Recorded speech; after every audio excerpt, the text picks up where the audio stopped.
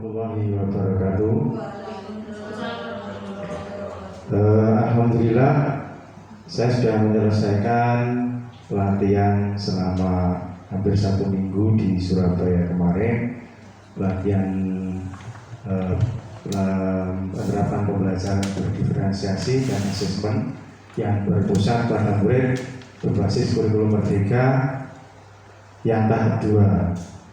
Bila kemarin kita sudah sharing, sudah melakukan pembahasan tentang bagaimana merencanakan pembelajaran berdiferensiasi dan asesmen yang berpusat pada murid. Nah, ini kelanjutannya. Nanti ada beberapa materi yang masih berkaitan dengan materi sebelumnya. Dan setelah melaksanakan latihan, saya harus kembali melaksanakan rencana tindak lanjut. Di antaranya kemarin saya sudah menghadap Ibu Okta, Bu Kepala Sekolah, sudah melaporkan, kemudian sekaligus bersama tim kecil untuk penggerak rombelnya juga sudah ada koordinasi bagaimana kelanjutan dari hasil pelatihan ini. Dan hari ini kita akan melaksanakan pembahasannya. Jadi penyampaian materi yang saya dapat di Surabaya. Teman-teman tentunya masih ingat kemarin tentang bagaimana pembelajaran berdiferensiasi itu bisa diterapkan. Ada 4 apa saja yang masih ingat dari teman-teman? 1, diferensiasi produk, proses produk, ya. Kemudian coba masih ingat 2 dari 4? Proses produk di lingkungan, ya. Proses produk lingkungan, dan satu lagi apa? Kontennya. Gitu. Nah, di Surabaya selain melanjutkan materi yang itu yang berkaitan dengan asesmen dan pembelajaran berdiferensiasi terkait dengan kurikulum merdeka, ya, berdasarkan kurikulum merdeka, kemarin juga ada materi tambahan berupa fasilitasi atau teknik fasilitatif untuk menggerak rombel. Jadi mungkin selama ini kita kalau menyiapkan perangkat, kalau sendiri-sendiri berat, maka dengan adanya rombel ini, dengan cara yang benar nanti yang saya dapatkan di Surabaya, insya Allah bisa memudahkan kita, meringankan kita, Bapak Ibu guru, menyiapkan persiapan mengajar di kelas. Jadi merencanakan pembelajaran di kelas. Tapi meningkat kalau kemarin di awal, ya, karena ini sudah selesai akhir 1 semester. Nah, ini kemudian kembali ke siklus awal, yaitu berdasarkan capaian pembelajarannya. Kalau kemarin di awal melalui asesmen, jadi dari tidak tahu sama sekali kita anak itu sampai di mana kita asesmen. Nah, selama pembelajaran 1 semester ini kan sudah ada capaian. Nah, untuk rencana pembelajaran berikutnya, bagaimana kita merencanakan pembelajaran berdasarkan capaian. Allahu Akbar, Allahu Akbar, Allahu Akbar, Allah.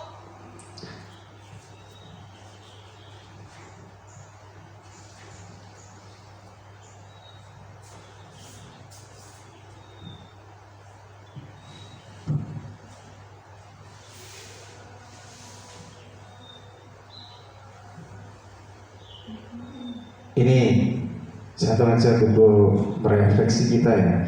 Kalau setuju atau tidak setujunya kita ganti, ya. Kalau setuju kita pakai uwi, kalau tidak setuju kita pakai no, ya. Kita coba dalam melakukan penyesuaian pembelajaran. Peran peserta didik adalah menguji pendapat pernyataan inspirasi peserta didik apakah benar atau salah pendapatnya? Iya atau no?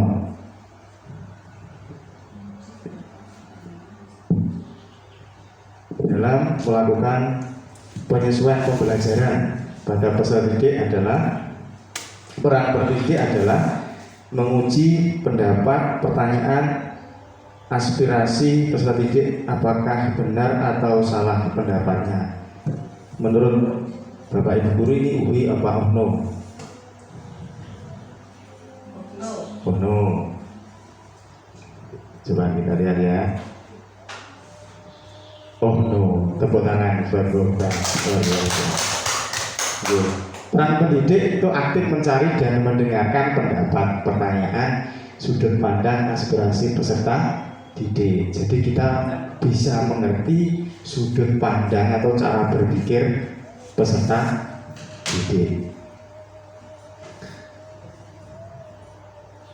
Dalam melakukan penyesuaian pembelajaran, peran pendidik adalah memberikan pertolongan dan juga tantangan bagi peserta didik yang membutuhkan. Uwi atau ohno? Ohno apa uwi? Uwi. Uwi berarti. Nah, coba kita lihat. Wah, tepuk tangan lebih tahu. Ini ya, oke. Dalam melakukan penyesuaian pembelajaran, peran pendidik adalah memberikan umpan balik dan kesempatan bagi peserta didik untuk memberikan umpan balik kepada diri dan satu sama lain atau temannya ya. Uwi atau ono? Uwi, uwi, kita di sini ya. Ya benar ya. Memang pendidik itu memberikan umpan balik dan kesempatan bagi peserta didik untuk memberikan umpan balik kepada diri dan juga pendidik lainnya. Oke. Dari beberapa pertanyaan ini saya sudah dapat menilai bahwa Bapak Ibu sudah cukup mengerti untuk menerapkan bagaimana proses pembelajaran berdiferensiasi dan asesmen yang berpusat pada murid dalam kurikulum pendidikan. Lanjutkan dengan Kombel ya. Ini ada video pendek.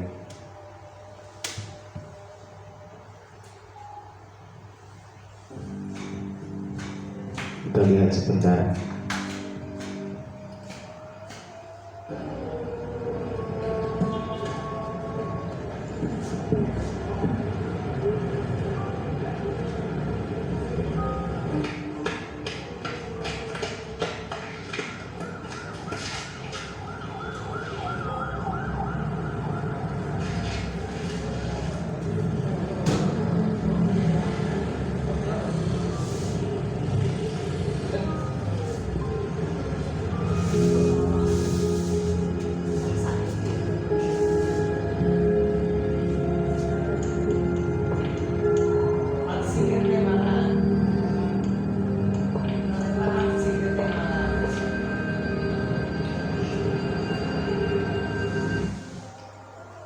Siapa saja mengangkat sebuah batu dari jalan akan dicatat untuknya suatu kebaikan, dan siapa saja yang dicatat untuknya suatu kebaikan maka ia akan masuk surga. Hadis riwayat Mabrur 1.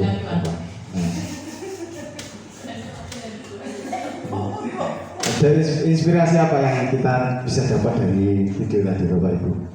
Kalau kita kaitkan dengan Kombel di sekolah.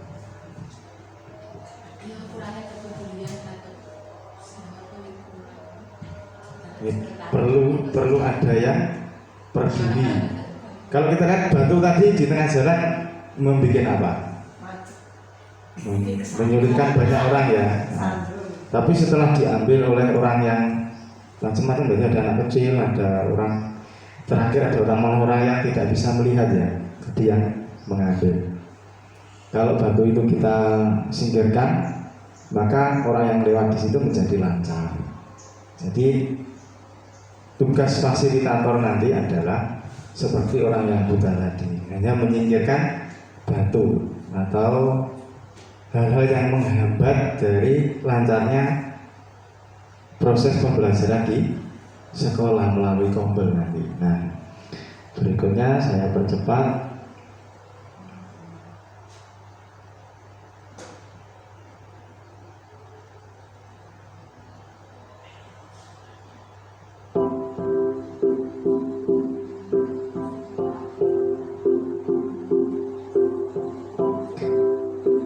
Ini bagaimana seorang fasilitator Kombel di sekolah yang beranggotakan 2 orang. Kami terdiri dari guru kelas 4, 5, dan 6. Sekolah kami hanya memiliki 1 rombongan belajar untuk setiap kelas.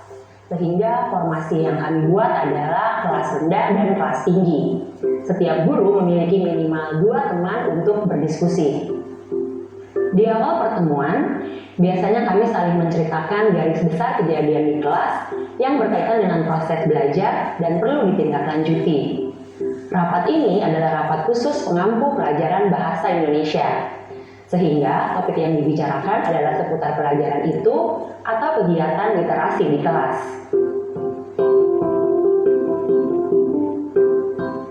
Ini hasil latihan anak-anak SD 4 di minggu lalu di pelajaran. Warahmatullahi wabarakatuh.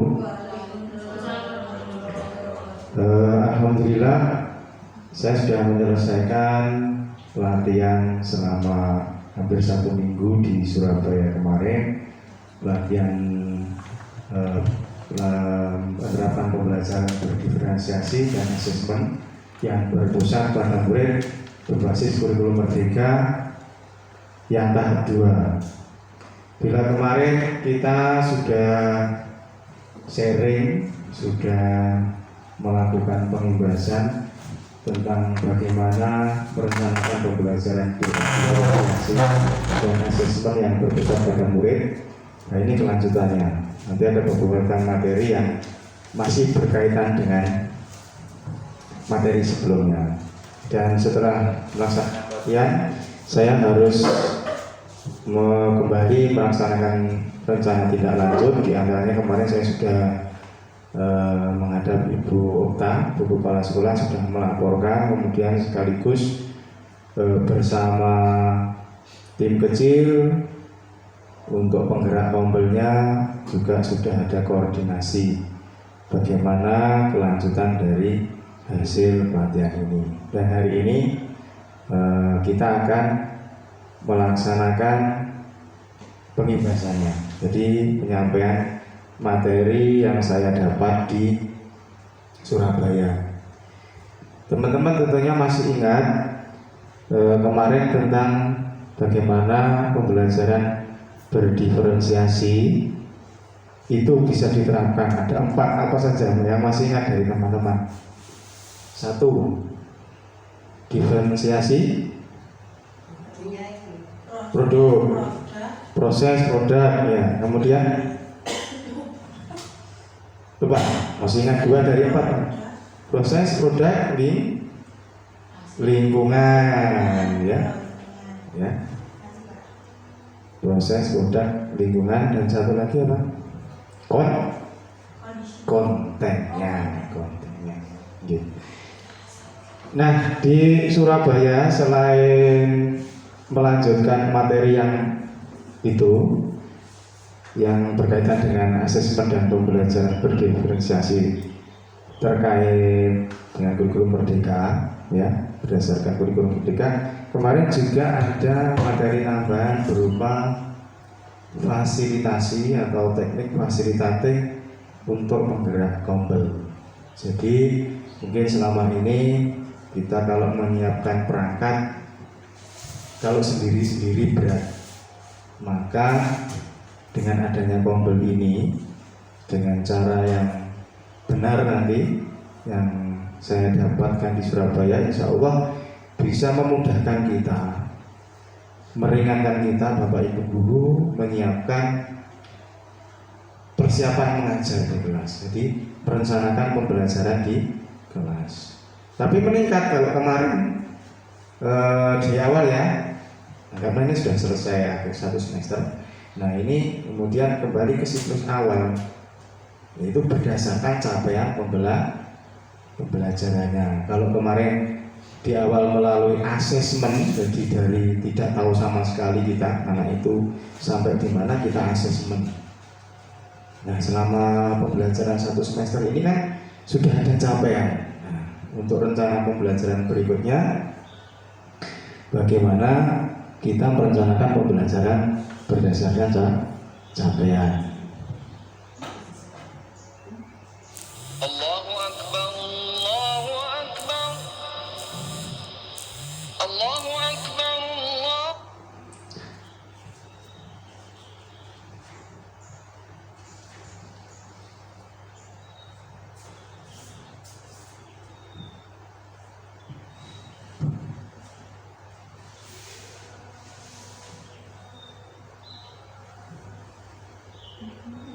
Ini satu aja untuk merefleksi kita ya.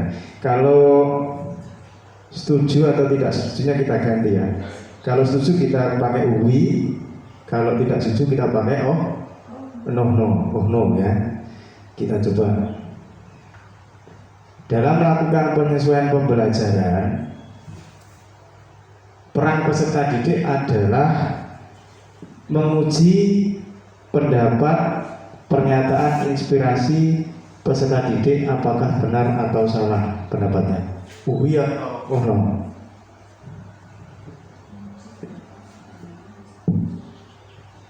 Dalam melakukan penyesuaian pembelajaran pada peserta didik adalah peran pendidik adalah menguji pendapat, pertanyaan, aspirasi peserta didik apakah benar atau salah pendapatnya. Menurut Bapak Ibu guru ini uwi apa no? No. Coba kita lihat ya. No. Tepuk tangan buat Bapak. Peran pendidik itu aktif mencari dan mendengarkan pendapat, pertanyaan, sudut pandang, aspirasi peserta didik. Jadi kita bisa mengerti sudut pandang atau cara berpikir peserta didik. Dalam melakukan penyesuaian pembelajaran, peran pendidik adalah memberikan pertolongan dan juga tantangan bagi peserta didik yang membutuhkan. Uwi atau no?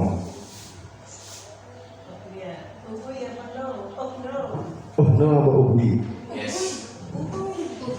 Uwi berarti. Nah, coba kita lihat ya. Wah, tepuk tangan lebih tahu. Ini ya, oke. Dalam melakukan penyesuaian pembelajaran, peran pendidik adalah memberikan umpan balik dan kesempatan bagi peserta didik untuk memberikan umpan balik kepada diri dan satu sama lain atau temannya ya. Uwi atau no? Uwi, coba. Uwi, kita bisa ya dia. Ya benar ya. Memang pendidik itu memberikan umpan balik dan kesempatan bagi peserta didik untuk memberikan umpan balik kepada diri dan juga pendidikannya. Oke. Dari beberapa pertanyaan ini saya sudah dapat menilai bahwa Bapak Ibu sudah cukup mengerti untuk menerapkan bagaimana proses pembelajaran berdiferensiasi dan asesmen yang berpusat pada murid dalam kurikulum pendidikan. Kemudian terkait dengan saya lanjutkan dengan Kombel ya. Ini ada video pendek.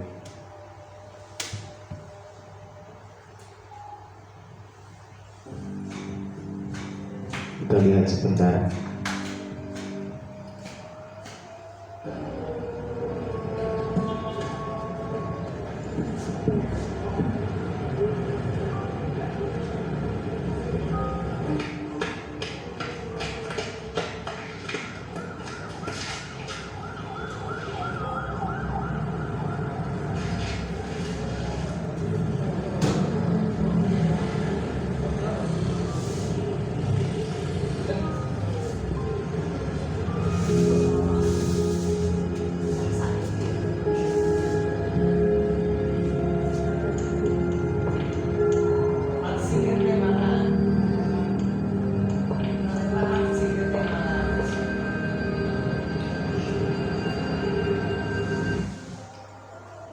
siapa saja mengangkat sebuah batu dari jalan akan dicatat untuknya suatu kebaikan, dan siapa saja yang dicatat untuknya suatu kebaikan maka ia akan masuk surga. Hadis riwayat Bukhari 1.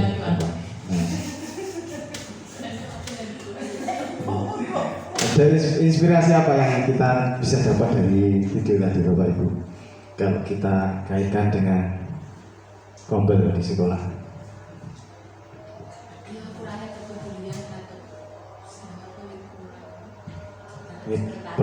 Perlu ada yang peduli. Kalau kita lihat batu tadi di tengah jalan membuat apa? Menyulitkan banyak orang ya. Tapi setelah diambil oleh orang yang macam-macam, banyak ada anak kecil, ada orang, terakhir ada orang yang tidak bisa melihat ya, jadi yang mengambil. Kalau batu itu kita singkirkan, maka orang yang lewat di situ menjadi lancar. Jadi tugas fasilitator nanti adalah seperti orang yang buta tadi, hanya menyingkirkan batu atau hal-hal yang menghambat dari lancarnya proses pembelajaran di sekolah melalui kombel nanti. Nah, berikutnya saya percepat.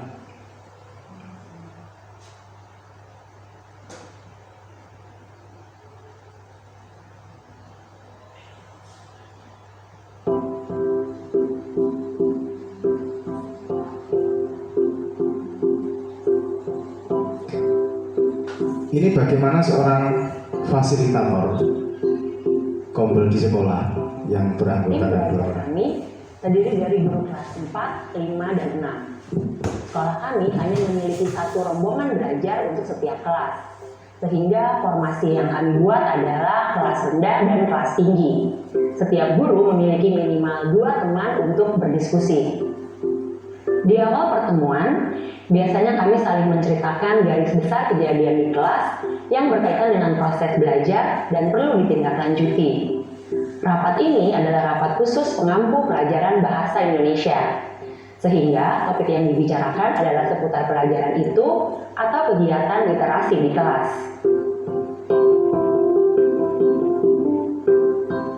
Ini hasil latihan anak-anak SD 4. Hasil yang saya peroleh dari pelatihan di Surabaya, Bapak Ibu sekalian, dan terima kasih hari ini saya sudah diberi kesempatan untuk mengibaskan atau menyampaikan kembali. Jikalau dari penjelasan saya tadi atau saling sharing kita masih ada pertanyaan, nanti bisa terus kita lanjutkan diskusikan di agenda kombel berikutnya.